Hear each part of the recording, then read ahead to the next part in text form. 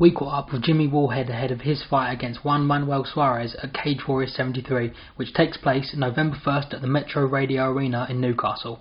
Wallhead is returning to the cage after a knockout defeat to Danny Roberts at Cage Warriors 68, whilst his opponent Suarez rides a 2-fight win streak. Hey Jimmy, it's Connor here from Kingdom MMA.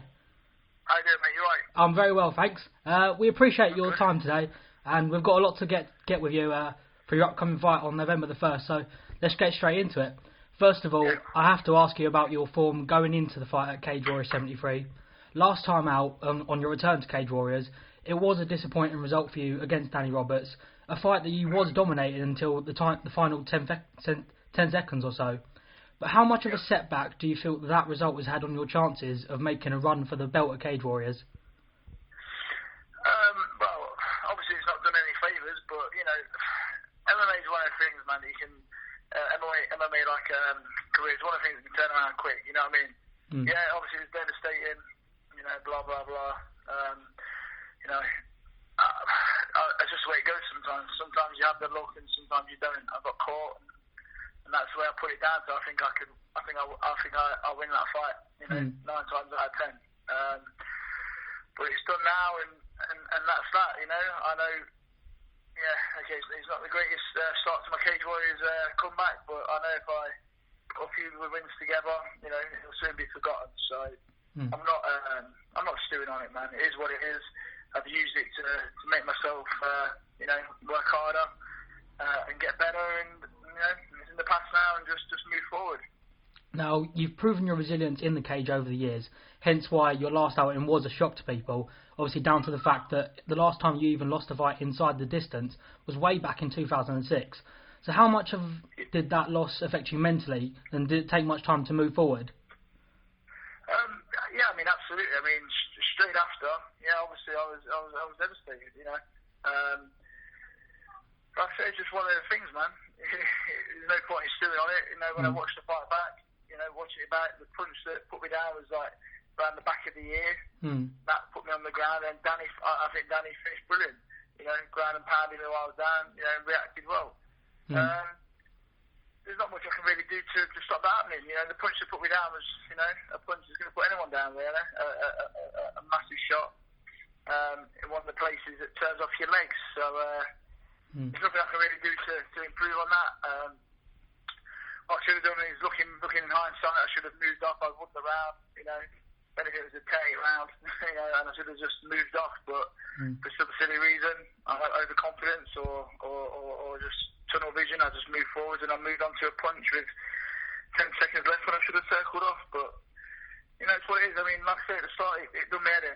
It done me head in. But you know, I'm not one of them people to dwell on things and let something hinder me. You know, I've always used every loss I've had. You know, I've had plenty now. I think so. Every loss I've had, I've come back better. And I intend on doing the same this time.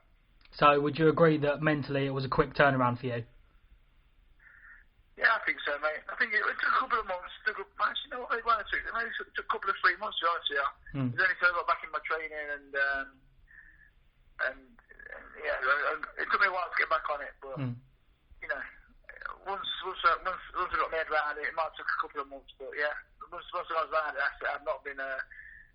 Obviously, it's a topic of conversation that comes up quite regular, but yeah, I'm easy with it. I'm comfortable talking about it and stuff. So yeah, I'm over it now, and yeah, pretty quick turnaround. If you consider a couple of months that quick turnaround, yeah, I guess so. Yeah. Now, a stretch from April 2008 to Bama 8 in 2011 was arguably the finest spell so far in your MMA career. A spell where you put together a run of 10 wins just to just 1 loss. But since then, it's been a little bit of a rocky patch for you, with just 2 wins to 3 losses. Is there anything you can attribute that to? Yeah, I don't know, you know. I don't know. Is there any particular factor that has put that down to, or like you say, has it just been bad luck? Yeah, I don't want to pass the blame. It's me fighting at the end of the day. There's been loads of little... I mean, with the Bellator fights, there's been a bit of bad luck there. I'm not going to go into stuff, but I didn't perform well there because of certain reasons, but it's still, you know, there's no excuse. I didn't perform well, that's the end of it. And Bama, you know, the Ellis fight and stuff, that wasn't, you know... And I mean, it was split decision. I think I wanted the decision just. You know, the decision went against me. I would have been on a 3-fight win streak 4 fights I would have been there. Mm.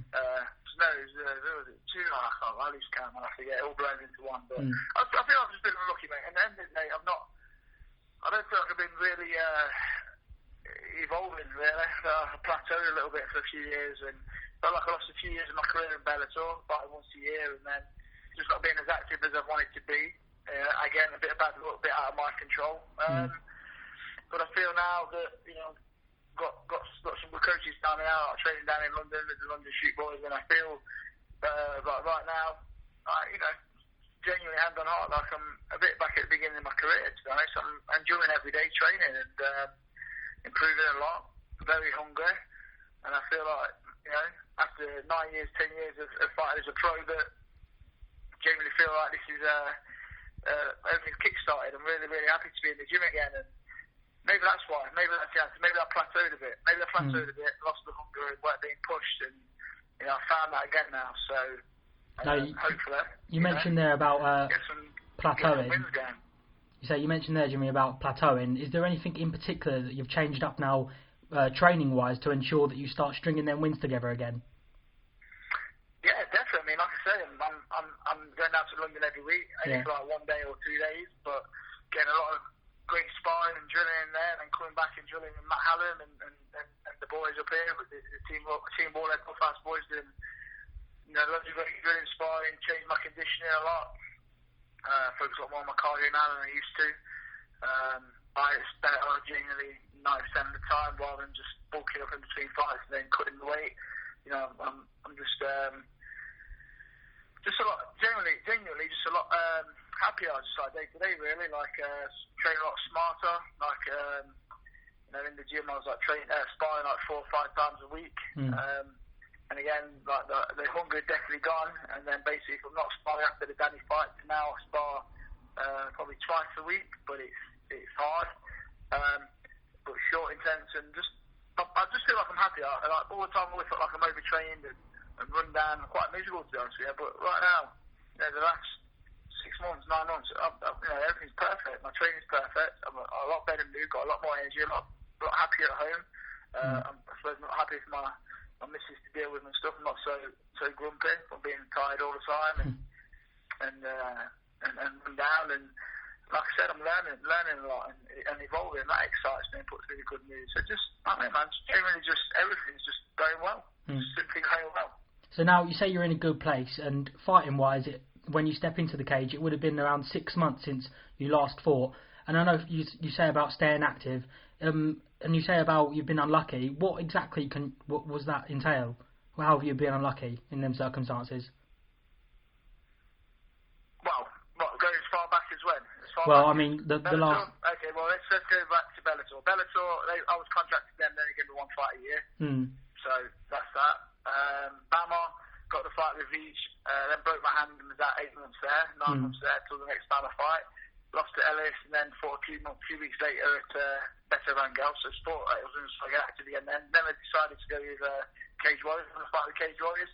Obviously, that happened with Danny, so I was on a suspension for a bit. And I just decided to take this long this time. But over the last 4 years, the reason why, it's because I was only offered 1 fight a year. Or it ended up being 1 fight a year with Bellator, whichever way you look at it. And then, I broke my hand, and that messed up another year. So that sort of covers 4 years of being inactive by not being choiced, you know what I mean? And then this year, obviously the bad loss at the beginning of the year, a bit of a suspension, a bit of time to reflect, and it's just worked out this way. There was a chance of maybe fighting, I think it was August, but it didn't work out with Cage Warriors, and in all fairness, it's probably for the best. Now's the right time to fight. And then, hopefully next year, no injuries, I can get 3 or 4 in. That's where I want to be. Not 2 a year. I want to be 3 or 4 a year. So hopefully, hopefully that'll come good next year. Yeah. So now you've got a fight booked. Let's talk about your upcoming fight with Juan Manuel Suarez. An interesting factor is that you do have that common opponent in Roberts. Have you seen Suarez's fight with him? So you broke up then. Sorry. Have you seen Suarez's fight with Danny Roberts? Of course I have. And what did you think? What did you take from that performance? I think it's a very good fighter, and I think Suarez is a top fighter. Do you know what I mean? He went 13-0, and then he's won lost a couple in there, then won a couple. He only seems to lose against top guys who belong well in the UFC and stuff. Yeah, it's a high level opponent. Poses problems in all ranges. Very tough. I think he's very durable. Yeah, relishing the fight, I think, to be honest. And obviously, he went the distance with Roberts. Can anyone read anything into that? Obviously, you were obviously finished by Roberts, or is that something that you ignore, that he went the distance with him? I think that's a bit daft. People who look at it like that, then, you know. Yes, people should ignore that. Yeah, totally, man. Yeah. Come on, man. How many times have I see one guy batter another guy and then lose the guy? Yeah, exactly. That guy's just booked, you know what I mean? It's irrelevant, man. You know what I mean? Stylist, I look at the fight with Roberts, it's just different, man. Like, I'm a different fighter to Danny. Like, Danny's wrestling him and giving him loads of space and giving him opportunity to work and stuff. It's just a different fight, man. The things that happen in that fight won't happen in the fight with me. Do you know what I mean? So now you've had some time to study Suarez now. How do you feel you match up against his fighting style? I mean, you've fought a lot of different people with different styles during your long career. Does he bring anything new to the table? I don't think there's anything I've not seen before. I've had a lot of fights and, like I say, fought a lot of different people. That doesn't mean I'm looking past him. I'm thinking, I know what his dangers are. I don't want to go into, like, you know, in case you listen to the interview, but I've studied him well. My coaches have studied him. They know where he's dangerous, you know. They know what his strengths are. And I think I know what his weaknesses are. So, yeah, I think I've seen that. You know, I've fought guys his style before, but he's very good at what he does. So, yeah, I've got utmost respect for him. You know, I know if I, don't stay disciplined and focused in the fight, you know, anything can happen at that time. But like I said, I feel like I played well. I really enjoyed my camp and really enjoyed my training, and just hoping to put a good performance together on the first. Now, a win over Suarez puts you right back in the mix for a title run. Would you agree? I'd like to think so. Yeah. Definitely. I mean, I think he's definitely a top fighter in cage. You know, Danny being number one in the division now. I know he's not fought for the title next. I don't know why that is, but I know he's number one. I've seen some bits on the internet. If Danny's number one and Suarez went the distance with him, he's got to be in the top sort of 5 or 10, hasn't he? So, yeah, it'd be a win over a top 5, top 10 guy, you know? So I definitely hope it's probably back towards the top of the division with the win, definitely. Now, that welterweight belt is being defended by Nicholas Dalby against Mohsen Bahari 2 weeks after your fight. First of all, how do you see that fight playing out? You know what, I've only watched a couple of Bahari's fights, I've only watched a couple of Dalby's fights, so I'm not sure. I'm not sure. I don't have a proper opinion after watching both more, but you know, probably got just as not an uneducated. If he's uneducated, he's only seen bits of both. I suppose you got to go with the champ, haven't you? Right. You got to go with Dalby. He's hot at the minute. You know, he's undefeated. I think Dalby lost a few fights ago and stuff. And I watched his last fight with Holloway. And it was a good fight, but you know, I just think the champ's a guy who's hot, isn't it? So probably the champ, probably Dalby. Stylistically, how do you think you match up with Dalby? I think I match up well with all the guys in cage warriors. I think I'm pretty well rounded. I think I can put different fights to each guy and give them problems. So I think I'd be a good fight to Dalby. I think with my wrestling and what have you, I think I can make it an interesting fight. Now, if all goes according to plan against Suarez, and potentially if the stars aligned and Danny Roberts became the eventual champion at Cage Warriors, how do you feel a rematch would play out? I'd have to get a few wins, like we said at the beginning of the interview, but of course I would. I'd love that fight, and how do I think it would play out? Well, I'm sure Danny would improve by then, but so would I. But I'd be confident in that fight. You know, it's not so I'm not going to stand there and say, I'm calling Danny out. You know, like I said, MMA complete mad pass. Danny could lose his next 1 or 2, and I could win the next 2. You never know what's going to happen. If that happens, then it's not a fight worth me having, is it? So it's one of them.